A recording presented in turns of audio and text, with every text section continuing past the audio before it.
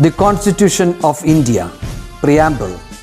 We, the people of India, having solemnly resolved to constitute India into a sovereign, socialist, secular, democratic republic and to secure to all its citizens justice, social, economic and political, liberty of thought, expression, belief, faith and worship, equality of status and of opportunity, and to promote among them all fraternity, assuring the dignity of the individual and the unity and integrity of the nation.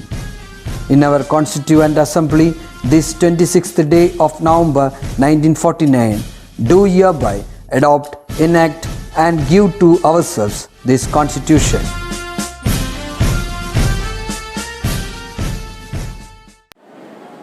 Hello children, welcome back. Hope you all are fine. I hope you all are watching the classes on time. Take care of your health, drink plenty of water, okay?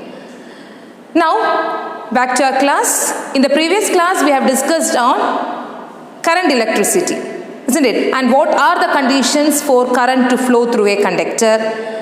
And we have also discussed about the formula, how to calculate electric current. Okay. We have discussed that for current to flow through a conductor, there should be a potential difference. Current always flows from higher potential area to lower potential area. Okay, and what is the formula for finding out electric current? Electric current I is equal to Q by T, where I is the current, Q is the charge and T is the time. And the unit of electric current is ampere. Okay. In this class, we are going to study about Ohm's law. Ohm's law. Okay, now look at the circuit diagram. Here you can see nichrome wire is connected to a cell through a switch and there is an ammeter and a voltmeter. Isn't it? What is the use of voltmeter?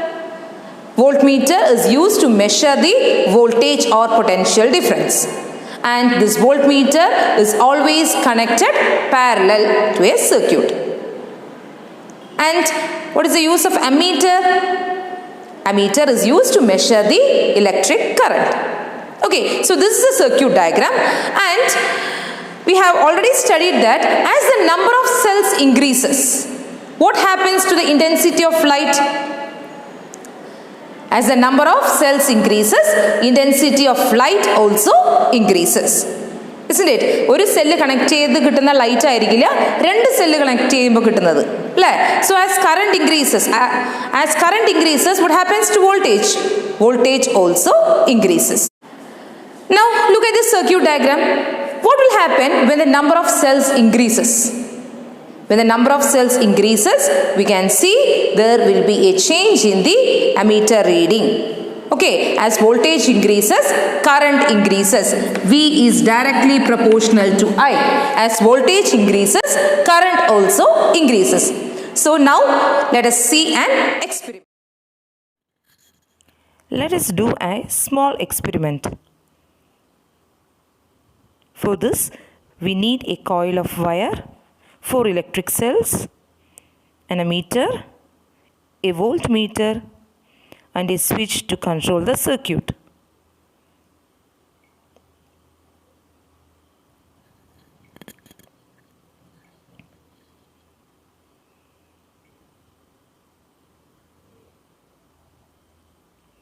The voltmeter shows the potential difference across the coil of wire and the ammeter measures the current flowing through the circuit. When the switch is on, the voltmeter and the ammeter shows a particular reading. Let us note down the readings.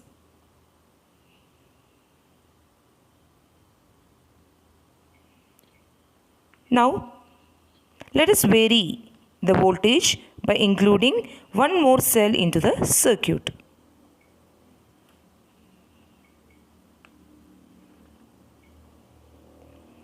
When the switch is on, note down the readings of the voltmeter and the ammeter.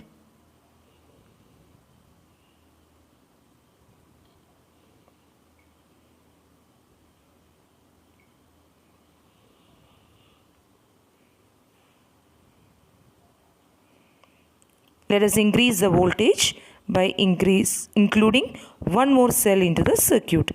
When the switch is on, the voltmeter and the ammeter reading changes. Jot down the readings.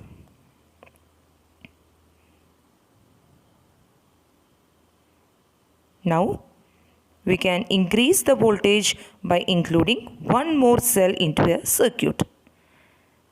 As the voltage increases, what will happen to the ammeter reading? The ammeter reading again increases. Okay, that is, as voltage increases, current also increases. Plot current I against voltage using the data points gathered so far.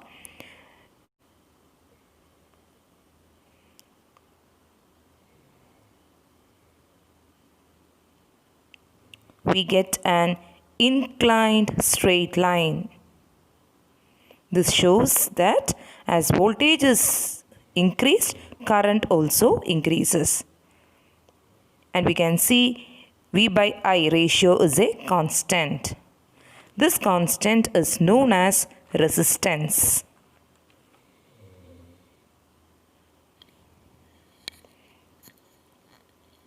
And this is what is Ohm's law.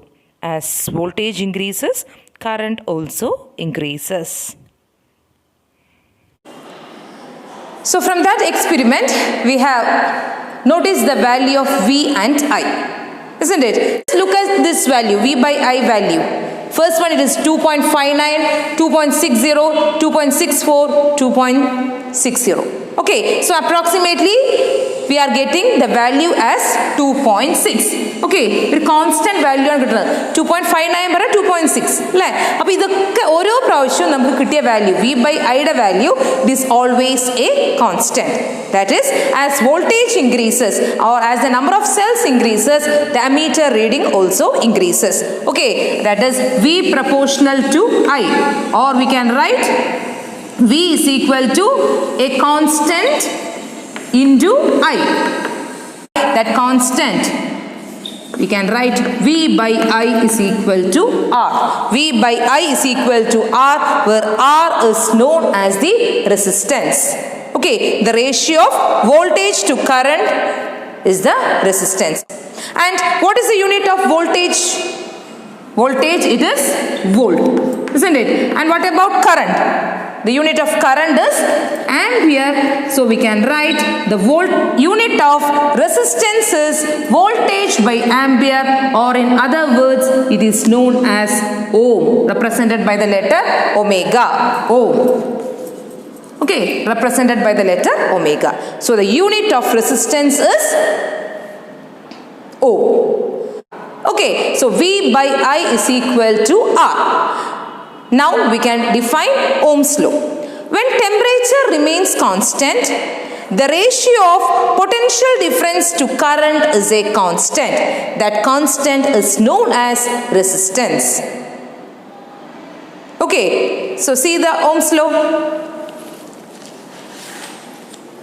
When temperature remains constant, the current through a conductor is directly proportional to the potential difference between its ends. In other words, the ratio of potential difference to the current is a constant. This was found out by George Simon Ohm, a scientist, and that is the reason why it is known as Ohm's law. And what will be the shape of the Ohm's law graph?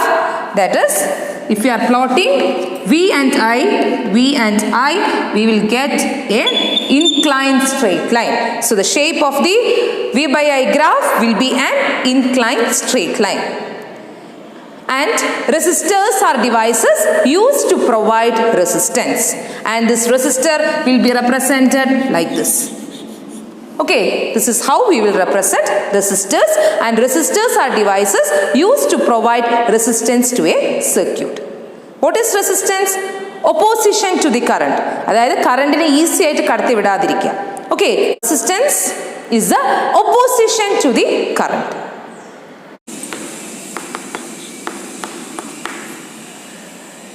Okay, now see, R is equal to V by I.